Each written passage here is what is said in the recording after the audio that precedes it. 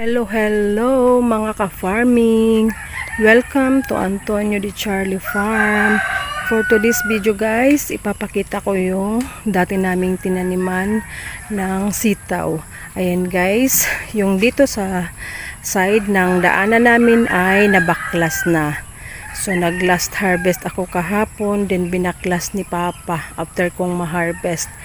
Then, ayan, nagpastol na ng kambing. Pero dito sa gilid guys, dito sa side na to ay nag-land prep na. Ayan, nagpalinis na ako kay Papa. Kasi may panibago akong project dito guys.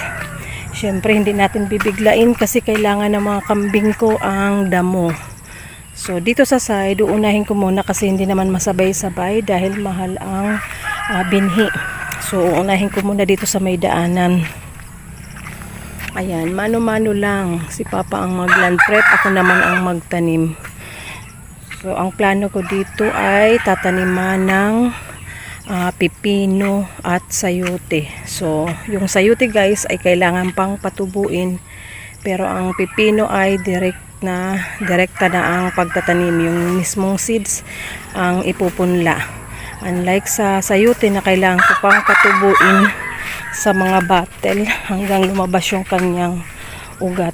So ayan, and dito guys sa daanan may makikita kayong mga ayan papaya. Ayan, hanggang doon isang line.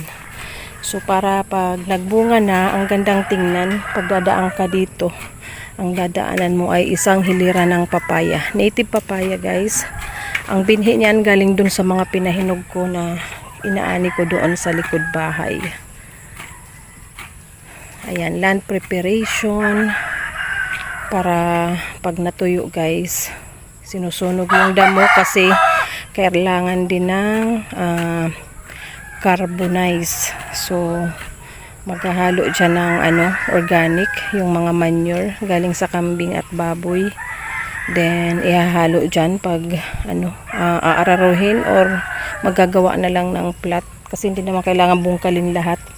Yung pagtataniman lang kailangan ay nakaumbok para kung sakaling tag-ulan ay hindi mabubulok yung puno ng tanim.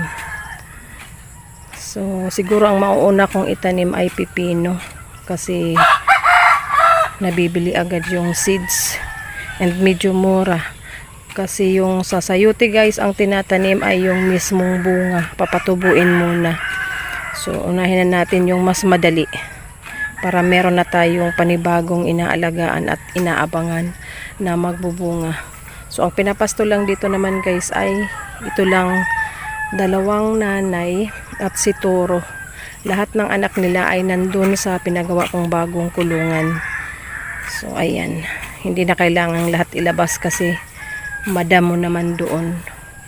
So sila lang ang kailangang ipastel kasi sayang ng damo. No, unti-unti lang namin habang may naha-harvest pa naman na sitaw dyan. So ngayon naka-harvest ako ng isang puno. And napapakinabangan pa guys. Tiyaga lang. Tumigil na nga lang ako dahil mainit na. Katatapos ko lang. So ayan, abangan nyo po ang mga susunod na project dito sa aming munting farm. Thank you for watching guys. See you again next time. Bye bye.